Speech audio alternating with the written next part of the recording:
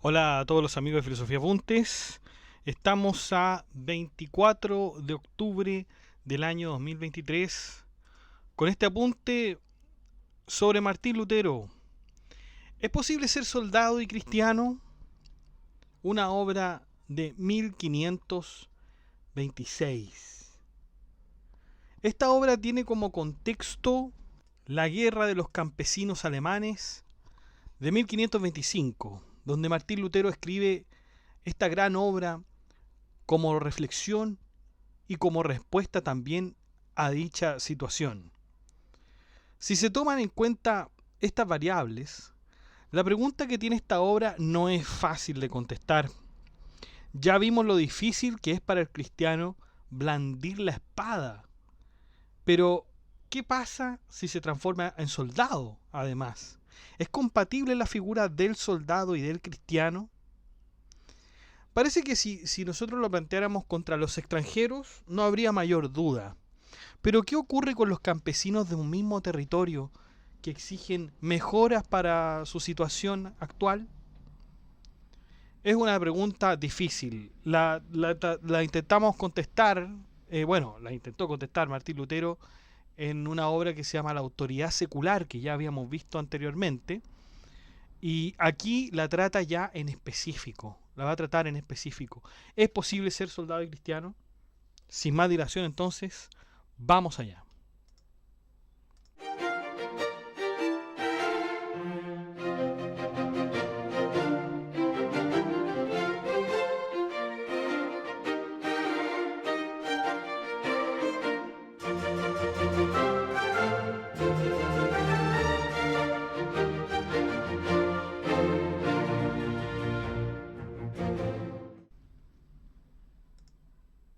Bueno, esta obra está dedicada primeramente a Asa von Kram, que era un mercenario y héroe de guerra protestante. Lutero nos enseña ciertos criterios que se deben considerar para resolver esta pregunta. Primero, hay que distinguir entre el oficio y la persona, o entre el hecho y el autor. Un oficio o una obra de por sí pueden ser buenos y justos. Sin embargo, son malos e injustos cuando la persona o el autor no son buenos o rectos o no lo ejercen correctamente. En segundo lugar, no se habla de la justicia que vuelve justo ante Dios, pues esta justicia lo hace solo la fe en Jesucristo, sin obra o mérito alguno, de mera gracia de Dios donada y dada. Por el contrario, de lo que aquí se habla es de la justicia exterior, que consiste en oficios y obras, es decir, para decir bien claramente, aquí se trata si la fe cristiana por la cual se es considerado justo ante Dios es compatible también con el hecho de que se es soldado, se guerrea, mata y se hiere en tiempos de guerra, según obviamente el derecho de guerra, ¿no? Que ya lo habíamos visto anteriormente. En tercer lugar, se guerrea para obtener paz y obediencia. Puede parecer contrario llamar a guerrear al cristiano, pero Lutero lo ve necesario para evitar males mayores. De hecho, incluso puede parecer cruel que un hombre mate a otro en este contexto, pero Lutero lo ve como la situación en que un médico debe cortar la mano de su paciente por alguna enfermedad grave. El cortar la mano puede parecer cruel, pero con eso se está evitando un mal mayor. Esas son las tres consideraciones o tres criterios que nos señala Lutero para partir. Entonces, así se debe considerar también con ojos humanos el oficio de guerra o de espada, porque mata y procede con crueldad. Entonces se verá que es un oficio divino en sí mismo y tan necesario y útil al mundo como el beber y el comer. Pero no es culpa del oficio, sino de la persona cuando algunos abusan de éste, matan y hieren sin necesidad y solo por mera petulancia. Se debe impedir estas situaciones con guerra y espadas justas y obligarlos a estos hombres petulantes a la paz. Siempre sucede y ha acontecido que sucumbían los que comienzan una guerra sin necesidad. Al fin no pueden escaparse al juicio de Dios, es decir, a su espada. Los halla y los bate al final, como sucedió a los campesinos ahora en la revolución. La prueba de que el cristiano puede participar en la guerra es esta. Está en un escrito de Juan 18:36. Si mi reino fuera de este mundo, mis servidores pelearían para que yo no fuera entregado a los judíos. Si el guerrear fuera justo, entonces deberíamos condenar a Abraham, Moisés, Josué, David y todos los demás padres santos. A los reyes también, ¿ah? Reyes y príncipes que han servido a Dios. El guerrear rectamente significa solo castigar a los malhechores, pero también con eso mantener la paz. Claro, porque nosotros ya hemos visto, no es muy difícil que usted vea la Biblia, vea la historia bíblica, y se han hecho muchas guerras con un fin que es la paz o, digamos, la gloria de Dios. Pero aducen que los cristianos no tienen orden de pelear, y los ejemplos no bastan, porque ellos tienen una enseñanza de Cristo de no resistir al mal, sino que debe sufrir todo. Es cierto que los cristianos no pelean ni tienen autoridad secular unos respecto de otros. Su imperio es una jurisdicción no terrenal, sino que es una jurisdicción espiritual y según el Espíritu no están sujetos sino a Cristo. Sin embargo, con el cuerpo y los bienes están supeditados a la autoridad secular y por lo tanto le deben obediencia. Entonces vemos acá cómo Martín Lutero separa estas dos jurisdicciones, ¿no? Hay un lado espiritual y hay un lado terrenal. Si la autoridad secular llama a los cristianos a la guerra, deben luchar por obediencia, no en su calidad de cristianos, sino como miembros y gente obediente según el cuerpo y bienes seculares o bien terrenales. La guerra puede estallar entre personas de igual categoría, es decir, ninguno de los individuos es vasallo del otro o sujeto a él, aunque el uno no sea tan grande, importante y poderoso como el otro. Igual cuando el superior guerrea contra el inferior, nadie debe guerrear ni luchar contra su superior, que a la autoridad se le debe obediencia, honra y además temor. Ahora bien, es preciso que el hombre actúe con equidad y con el derecho estricto, que a veces en su rigurosidad puede ser muy dañino. Y esta es la situación en que una ley es tan rígida que llega a ser absurda, y por lo tanto esta debe ser corregida con la equidad. Lo mismo si en la ley existiera cierta contradicción, la equidad las aclararía y rectificaría. Nosotros hemos visto este tema de la equidad, lo hemos visto en Santo Tomás de Aquino, pero también lo hemos visto en Aristóteles. Claro, vamos a entrar a explicar el tema de la equidad. Primero, en primer lugar, nosotros tenemos las leyes, ¿no? Tenemos la rigurosidad de la ley y esta rigurosidad de la ley se debe cumplir, porque si no, no tendríamos una sociedad organizada, para nada. O sea, si las leyes están ahí y no se cumplen o no se hacen cumplir, la verdad es que son letra muerta y no servirían para nada. La ley se tiene que cumplir, por cierto que sí. Sin embargo, hay veces en que la ley puede ser tan rigurosa que a su vez puede causar daño. Sí, usted se puede preguntar, pero ¿cómo? Si es rigurosa, es correcta, por cierto, ¿cómo va a causar daño? Puede causar daño. Imagínense ustedes, esto ya lo habíamos visto en Cicerón.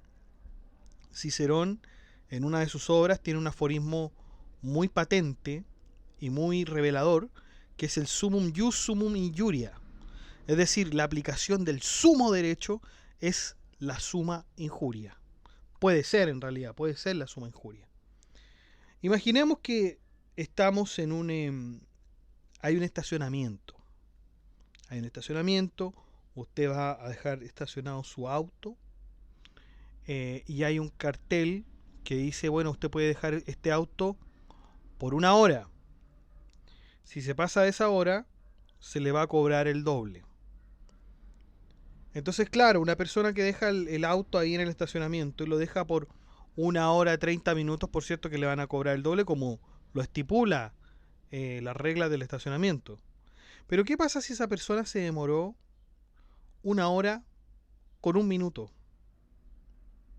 1 hora con 1 minuto. Podríamos decir que en verdad esa persona, bueno, rompió la regla, efectivamente la rompió. Rompió la rigurosidad de la regla. Pero uno podría preguntarse, bueno, pero ¿qué daño consiste en que se haya quedado 1 hora con 1 minuto? Incluso podríamos decir que se quebrantó la regla cuando esa persona se quedó 1 hora con 5 segundos, con 6 segundos. ¿Qué vamos a decir ahí?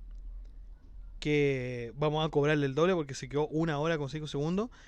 Se dan cuenta que esto pareciera ser eh, muy riguroso, por cierto, e injusto, ¿no? Y ahí está la equidad. La equidad es esa rectificación que se hace de la ley cuando es extremadamente injusta, ¿no? Entonces, claro, por equidad no le vamos a cobrar el doble de la hora, ¿no es cierto? Solamente nos vamos a quedar con que estuvo ahí 1 hora, porque no, esos segundos no implican un verdadero daño, una verdadera amenaza al servicio prestado. ¿Mm? Entonces, claro, tienen que pensar que las leyes no se realizan de manera rigurosa y todas las tenemos que, o sea, sí las tenemos que seguir rigurosamente, pero en esos casos, en aquellos casos que son difíciles, difíciles de determinar si se produjo un daño o no, ahí tiene que entrar la equidad.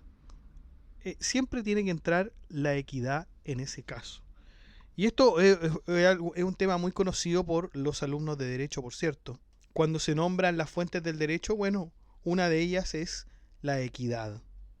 Por lo tanto, la equidad nos ayudaría a interpretar una norma, nos ayudaría a integrar vacíos legales, porque imagínense que sucede un determinado fenómeno en una sociedad, un determinado crimen, pero este no está en ninguna ley.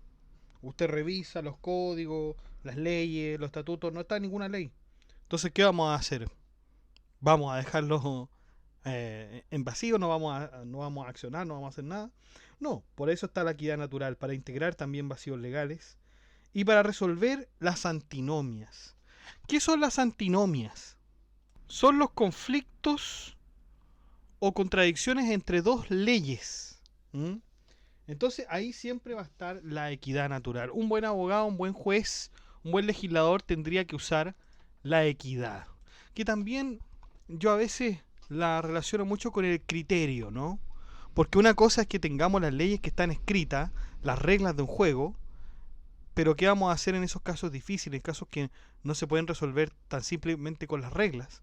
Bueno, ahí tendríamos que aplicar el criterio, ¿no? Ahí yo creo que eso tiene mucha relación con la equidad. Entonces pareciera ser que con la equidad, o sea, pareciera ser que teniendo las reglas y teniendo la equidad, estaría todo bien.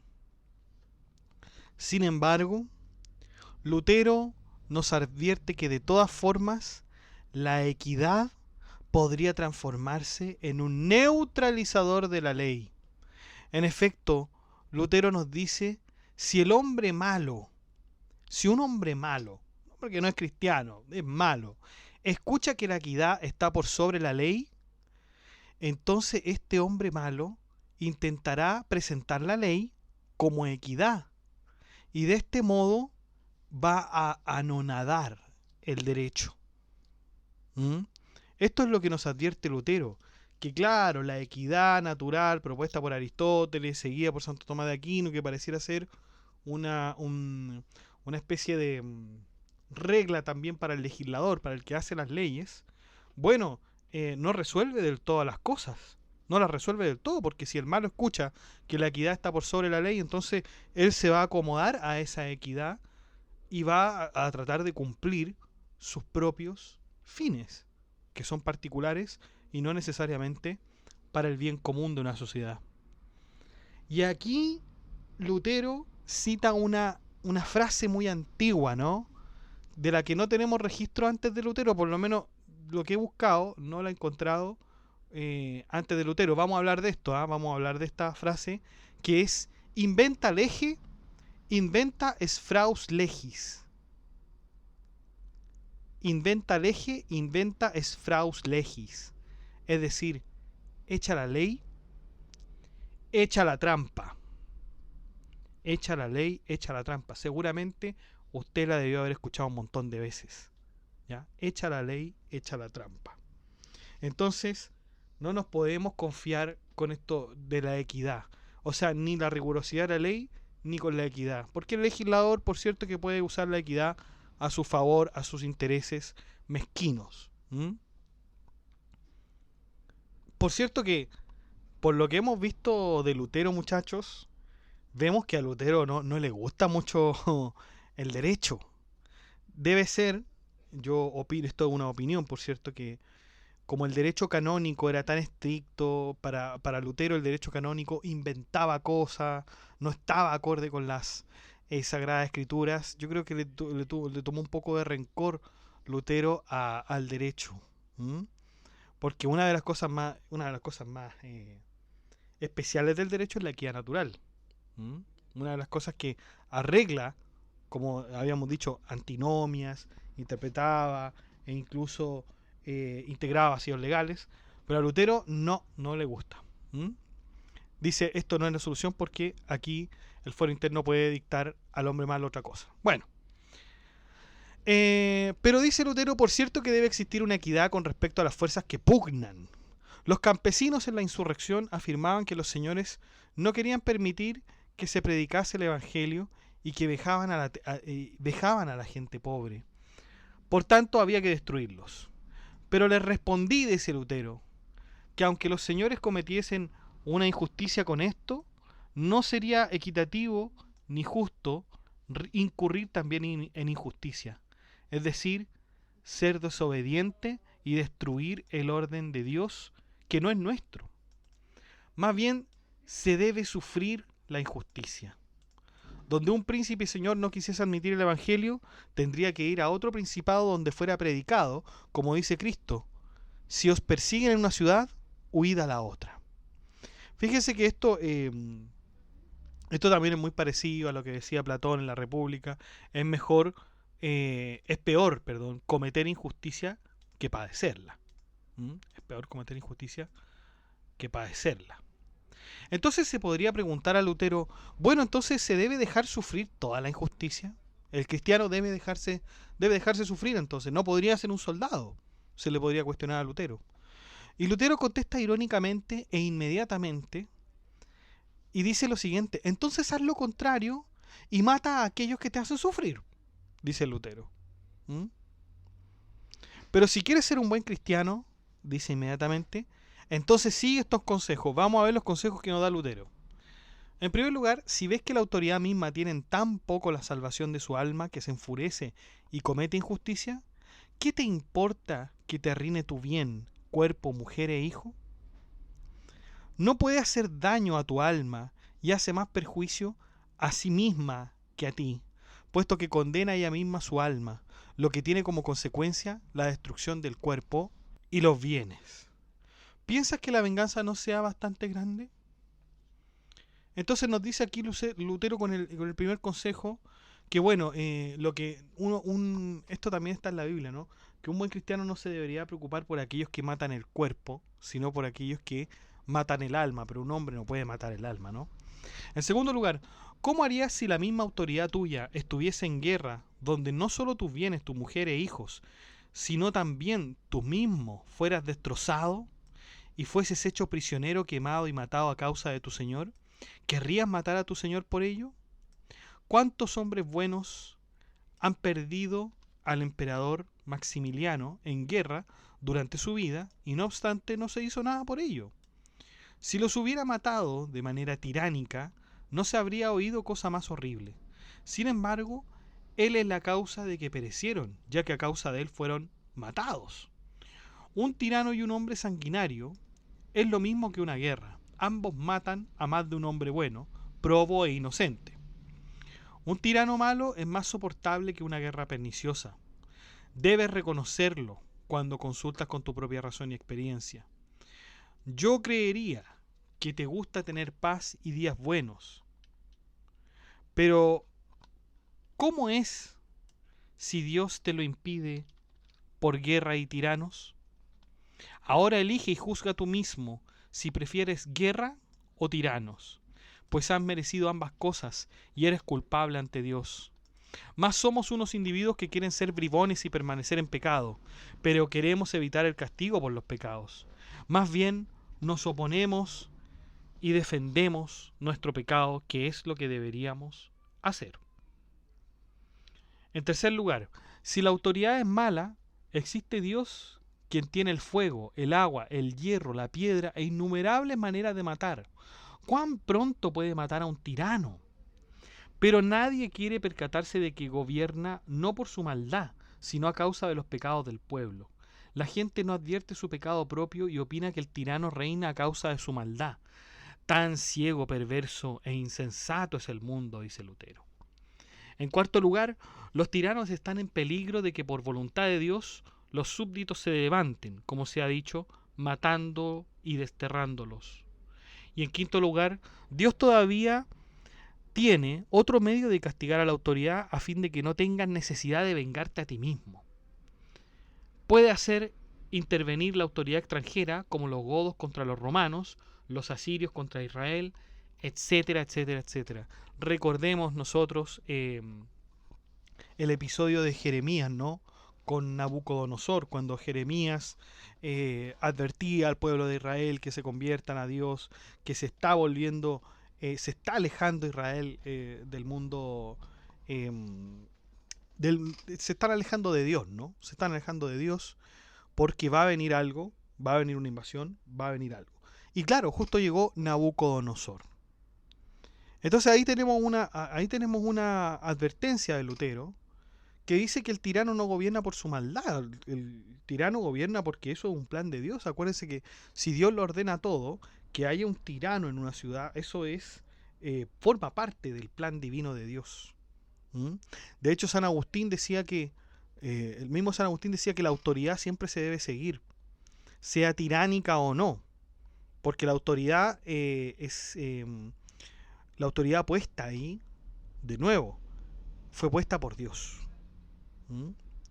Teniendo todo esto en consideración, Lutero se pregunta si un igual puede guerrear a otro igual. Y esto lo dice entendiendo el principio de quien inicia una guerra hace mal. Es justo que el que saca el cuchillo primero pierda la guerra o sea castigado al fin. Por lo general ha sucedido en todas las ocasiones que han perdido los que empezaron la guerra, y raras veces han sido derrotados los que han tenido que defenderse. La autoridad secular no ha sido instituida por Dios para violar la paz y comenzar guerras, sino para mantener la paz y contener a los guerreros. Dios, que no admite injusticia, dispone también que se haga guerra a los que la empezaron, como dice el proverbio: nada ha sido tan malo que no haya encontrado a otro peor que él. De este modo, Lutero aconseja a su lector que se abstenga de iniciar él o ella la guerra, pues sin duda será vencido. Mas, si tiene que enfrentarse, no puede quedarse de brazos cruzados. Los soldados verdaderos que han tomado parte en el juego no desenvainan la espada ligeramente. Hay que cuidarse de ellos. No juegan. Su cuchillo está firme en la vaina, mas si tienen que sacarlo, no vuelve sin sangre. Al contrario, los orates furiosos, que planean primeramente la guerra en sus pensamientos y la comienzan perfectamente, se comen al mundo con palabras y son los primeros en sacar el cuchillo, pero son también los primeros en huir y en envainarlo. En principio, la defensa es una justa causa para luchar. Por ello, todos los derechos imponen que la defensa propia queda impune y quien en defensa legítima mata a alguien es inocente ante todos. Y esto se ve en diversos ejemplos. Números 14:15, cuando los hijos de Israel quisieron batir sin necesidad a los cananeos, fueron derrotados. Macabeos 5:55, cuando José y Azarías querían luchar para ganar gloria, fueron vencidos. Reyes 22:2. El rey Acab atacó a los sirios en Ramot y perdió la vida por esto. Jueces 12:1. Los de Efraín querían devorar a Jefté y perdieron 42.000 hombres. El guerrear entonces no es justo aunque sea entre iguales, a no ser que se tenga tal motivo y conciencia que uno pueda decir, mi vecino me obliga y me compele a guerrear. Preferiría evitarla para que no solo fuera guerra, sino también se la pudiera llamar debida protección y legítima defensa. Se debe distinguir entre las guerras si alguien la comienza por placer y a propósito antes que otro ataque, y si alguien es obligado por necesidad y compulsión después de haber sido agredido por otro. La primera se puede llamar belicosidad, la que se comienza por placer, y la segunda, guerra obligada. La primera es del diablo y la segunda es un accidente humano. Nos dice Lutero, fíjense lo que dice: cuidaos de la guerra, a no ser que debáis proteger y defender el oficio que os está confiado y os compele a la guerra. En este caso, aceptadla y pegad fuertemente. Sed hombres y mostrad que tenéis armas. Entonces, no se trata de luchar en pensamientos. La cosa misma se presentará seria. A los perdonavidas airados, insolentes y altaneros, los dientes se volverán embotados, de modo que no puedan morder mantequilla fresca. Eso es lo que dice Lutero.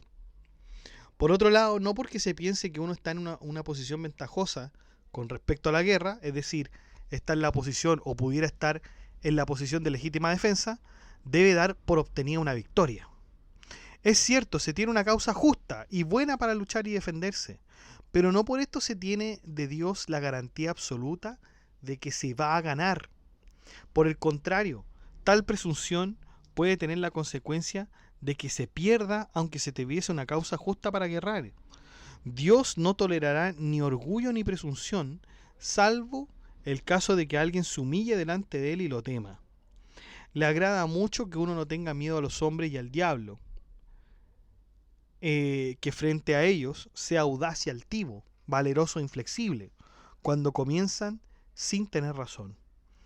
Pero no es el caso de que con ellos tengamos asegurada la victoria, como si fuésemos nosotros que lo realizamos y seamos capaces para ello. No se debe confundir la libertad con que se lucha con la necesidad que impone Dios en las acciones. Una guerra contra un igual debe ser impuesta y se conducirá con el temor de Dios.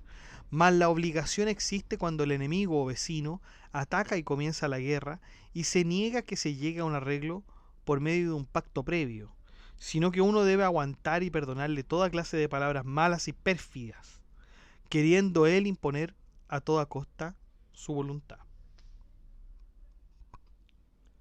Autoridades.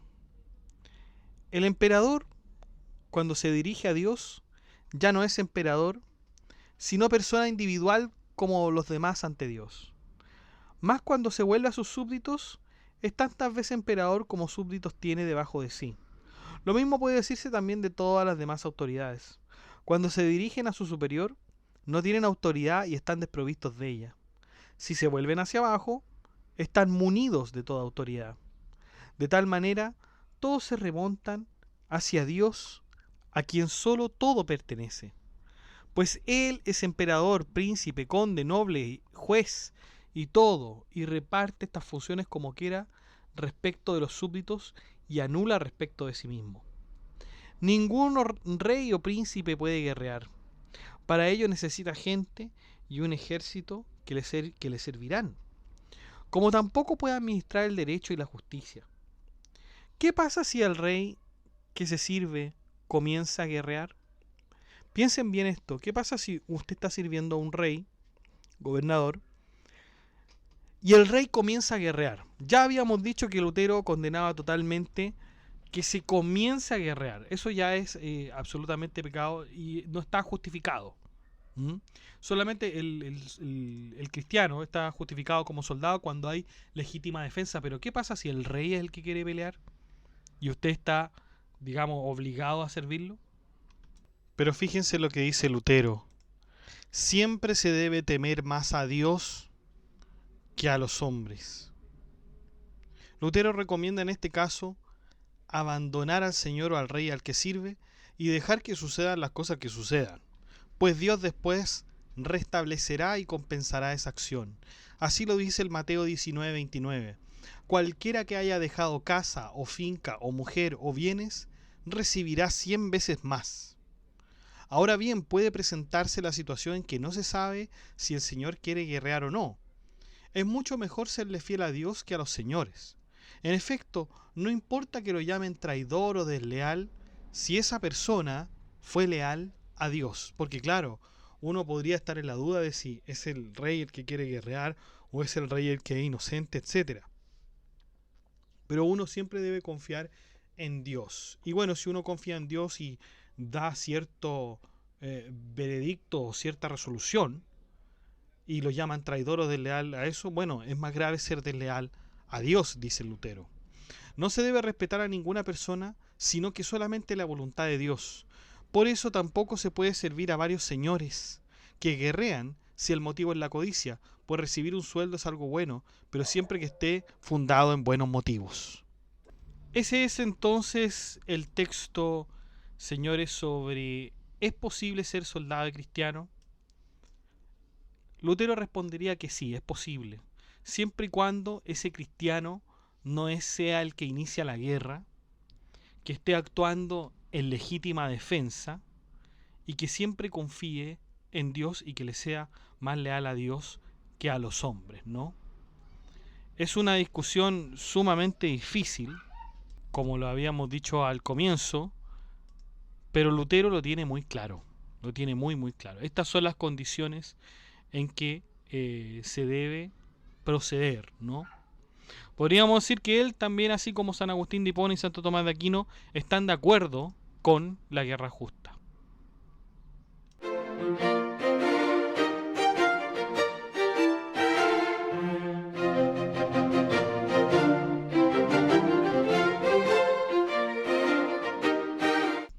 Bueno chicos, eso ha sido todo. Muchas gracias por escuchar este podcast. Si le ha gustado, dé like, comente, comparta, suscríbase, acceda al blog que está en la descripción del video, haga soporte en PayPal o en Patreon.